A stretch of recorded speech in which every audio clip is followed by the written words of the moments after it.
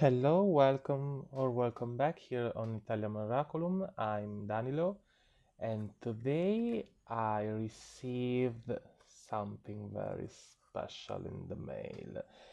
This is the second version of the Terra Volatile tarot. So let's see here what they have sent me.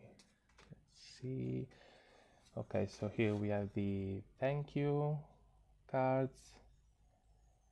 And so the thing is that in this version of the deck there was a mistake in the printing, and one of the three versions of the death card is missing the M in the title Misery Collector.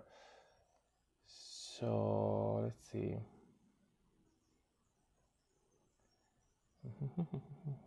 Okay, so they are saying they have kept the card as it was, saying we can add it ourselves or we can decide to remove it from the deck. They had a poll on their Instagram to see if people prefer to have the card removed or if we were fine with it, with the missing M, and then find a way to sort of fix it ourselves. So let's see, what is this? So we have the Page of Swords. Sorry, maybe if I can get a little bit more in center, it's better. Page of Swords, the Judgment, the Three of Swords, the Chariot, the Hermit, the Ten of Vessels, if I'm not mistaken, which is the added suit of the Minor Arcana, and the Six of Wands. Now I'm not sure why they are here in the little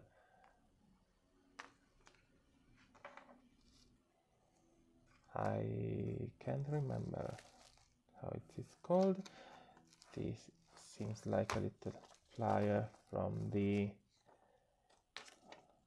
creator. Yes, they are Credo Quia Absurdum. Here we have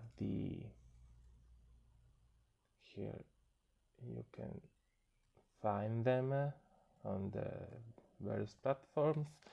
And now these two should be the expansion here in the smaller packet and the actual deck in the bigger one.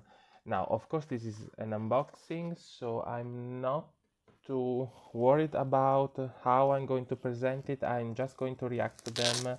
I know a little bit of the deck, so this is the second version of it, which sees, would you look at that? So in the second version they have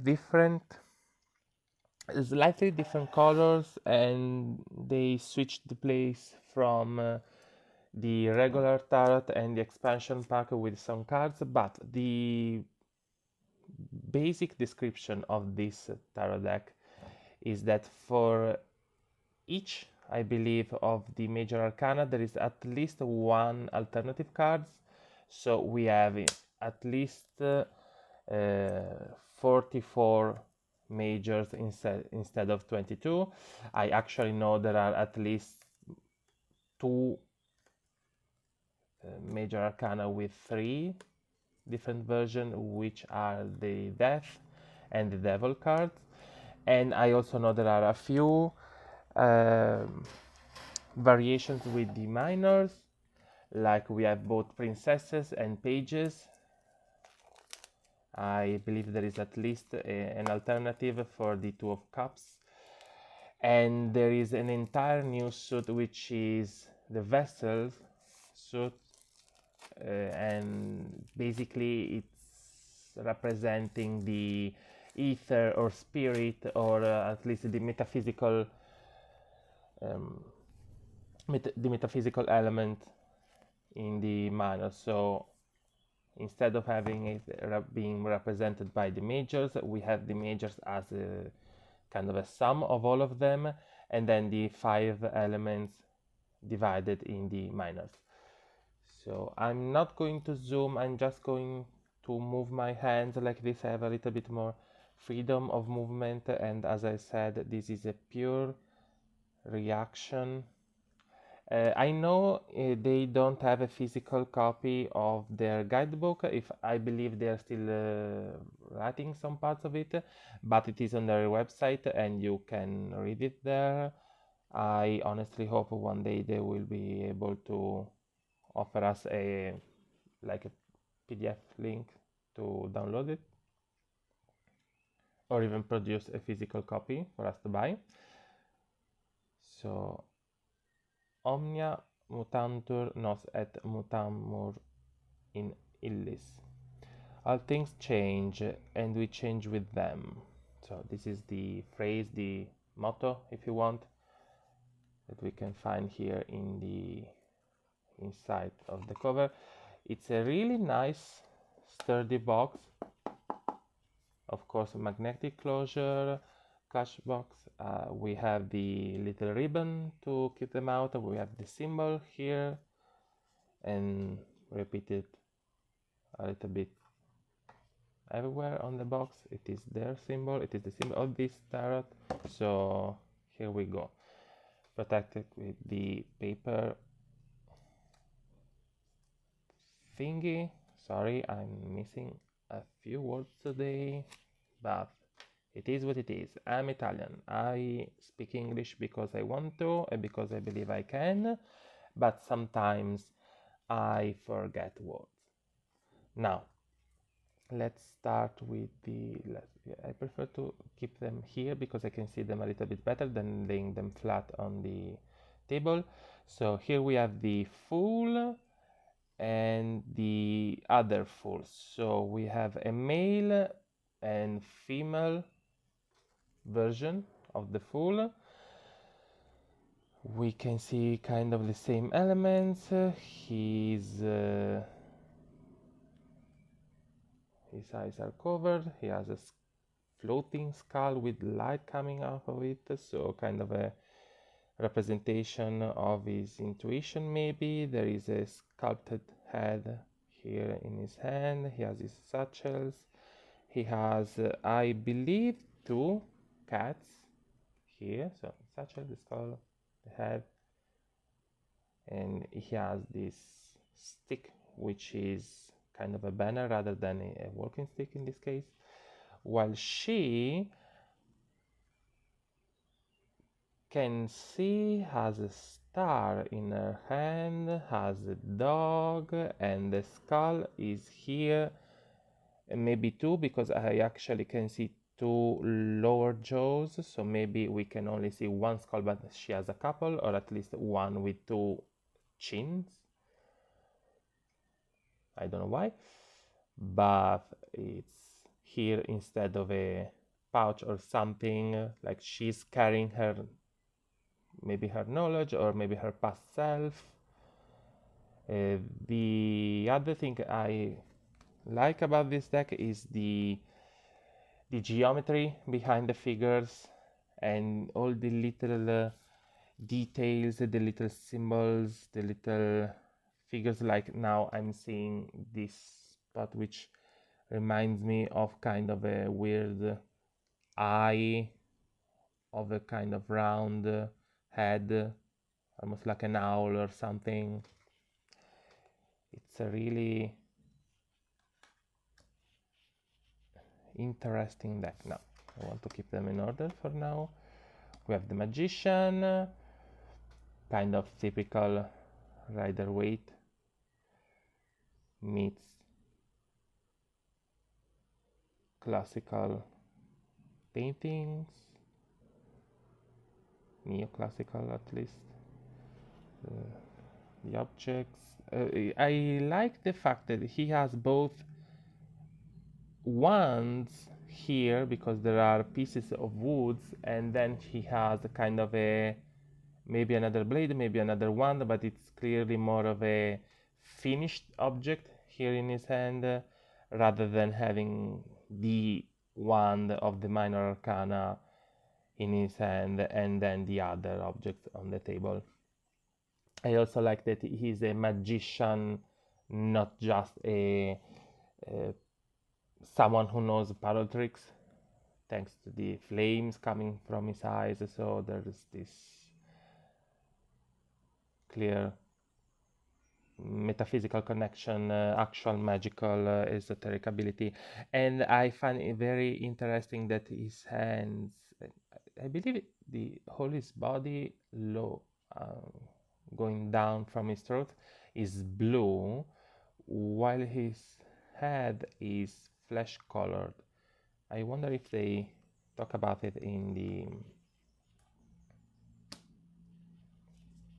the guidebook, in the online guidebook.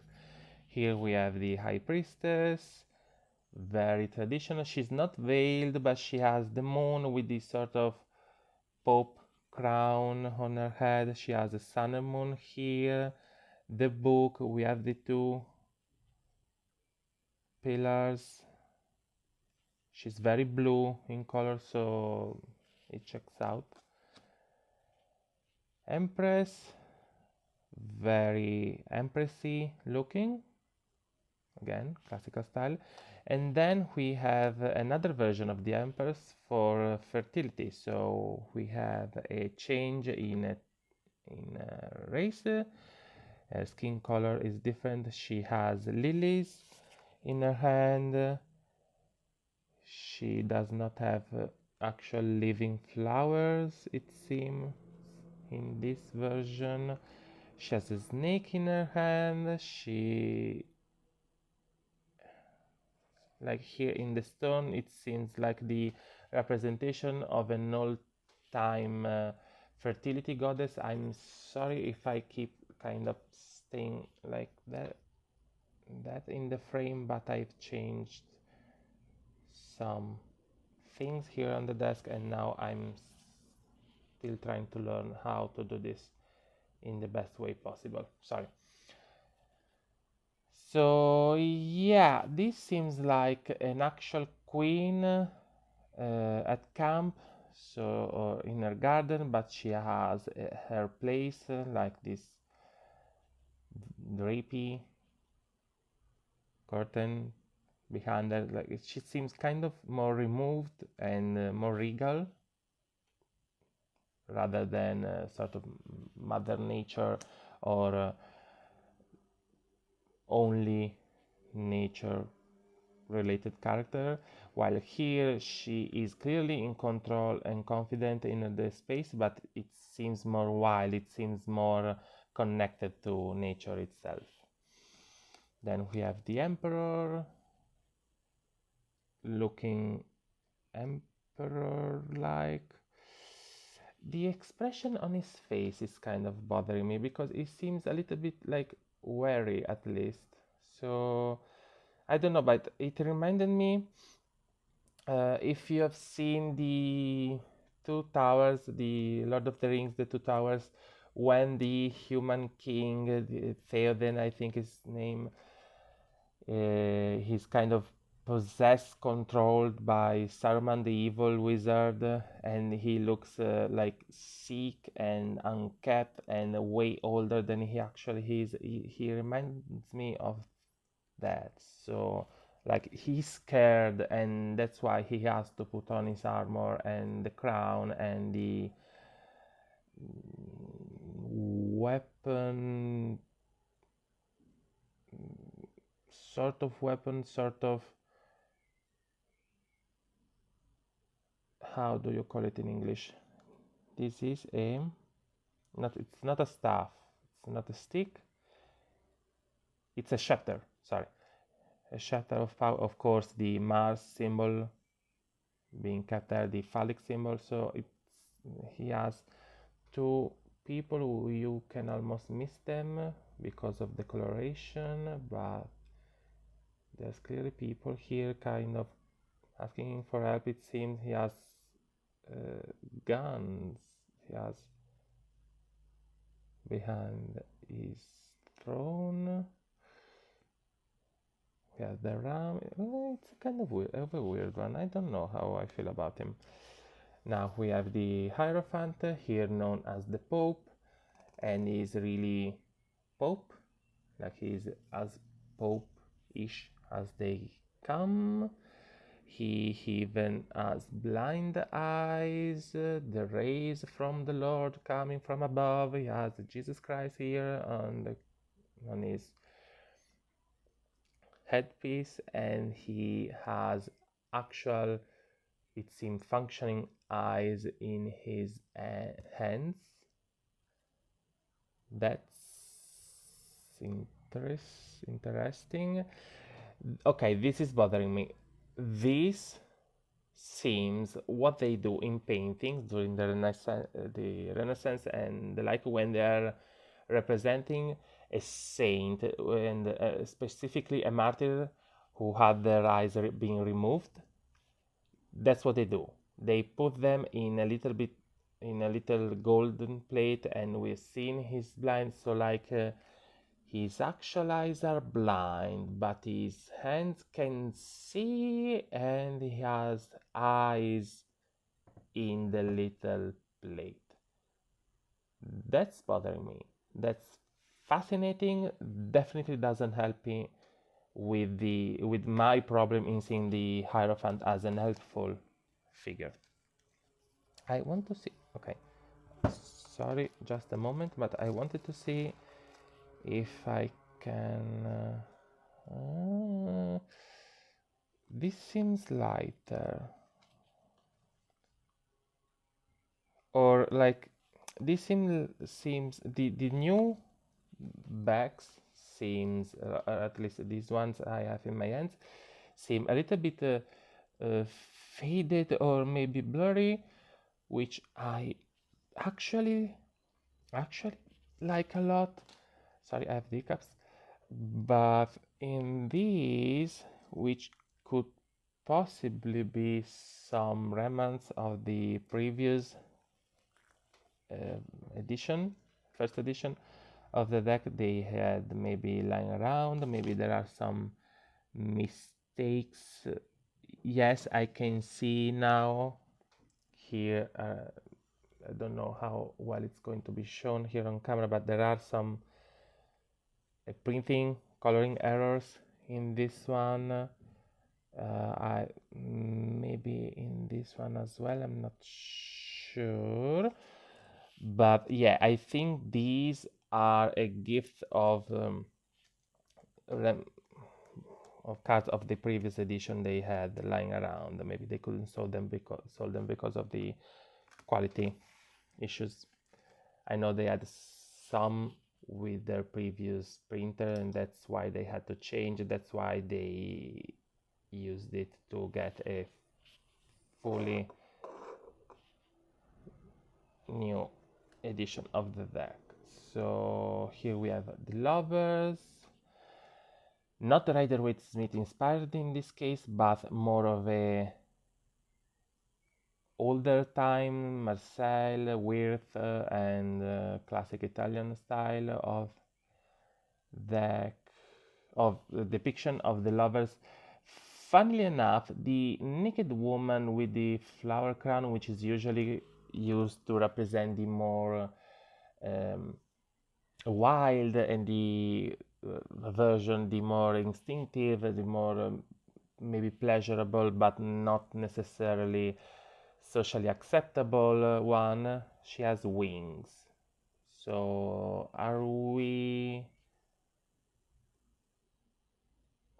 do we have to suppose she's like a sex demon, a succubus, or because they are red wings, or are we going to assume that she's an actual angelic spirit of nature? She's good, it's just do you prefer the socially acceptable or the primal through one? That's very interesting. The chariot, very chariot-like. I like the fact that we have actually 4 horses instead of 2, because we can see them in balance, and out of balance, despite the card being upright, and we have both a light and dark sides of this person's face. So I like it when we do not really need a reversal to see if the card is more in light or in shadow. The image suggests everything we need. It's just what's going to catch our eyes in that moment, or at least that's how I'm seeing it. I'm also checking a little bit of the backs if there are some sort of mistake. I seem to have gotten some here, but I'm not sure. Like, I could see it being part of the illustration, maybe. Anyway, it's justice doesn't necessarily bother me. I mean, the aesthetic, it works well with this sort of problems, if we want to call them that. If it is that, I should like check out the pictures on the site, maybe, if to see if it's like this or if it's without these little white spots, and then I got a oh my god, a damage card or something. But classical depiction of the justice card, we can see there is a heart here in one of the scales. I don't know how you call it, this part of the scale, but nice nod to the Egyptian mythology. There is dice here, so here there is dice, here is the heart, she's blind, she has a sword. The dice is throwing. Is it like a justice? Even like randomness is a form of justice because there is no premeditation, so you leave it up to the fates. Maybe the hermit, very hermit-like. He has a skull. He has his cane. He has his lantern. He's looking down, so within himself. We have the Wheel of Fortune. I'm honestly going to do more videos because, you know, I can only record for like 25 before my camera just decide to start a new video. But I don't know how to put them together. I don't know how to edit my videos. I right now I'm not interested into learning, because I want this video to be sort of a in real life actually what will happen. So I'm not interested in removing cutting away parts or bloopers or something like that, and so you are getting more than one videos for just one topic. Sorry if this bothers you, but these videos are more of a sort of a diary for me than some kind of perfected and perfectly polished advertisement for my way of reading cards or for my job. This is so I talk to you virtually and you can learn how I actually work to it. Okay, so we have some white spots here as well. I honestly don't know if it's like there are a few which I could see around I don't know. Doesn't bother me honestly, because it kind of works with the aesthetic. So If it wasn't intended to be like that, it's a bummer, but if it was, then it's fine. I'm fine with it. Like here in the clouds, there is some kind of pinkish spots. Anyway, it's a pretty clear. I want. Okay, these are two women, but sorry. It's a clear wheel of fortune. I mean, kind of classical. We have a winged baby angel Zeus with the lightning in his hand instead of a sphinx, and we have two people instead of two mythological figures, but it works anyway. We have fortitude and we have strength, so I suppose this should be strength how we would see it. So we have a man fighting with the lion, keeping his mouth open, and then we have a woman with a burning lion, and she's looking down at it, at him, kind of smiling, and we have this pillar damaged, but it seems like it's going to stay up, or she's kind of keeping it upright with her hand. And we have strength and fortitude, so we can see them as a physical strength and inner strength. Nice.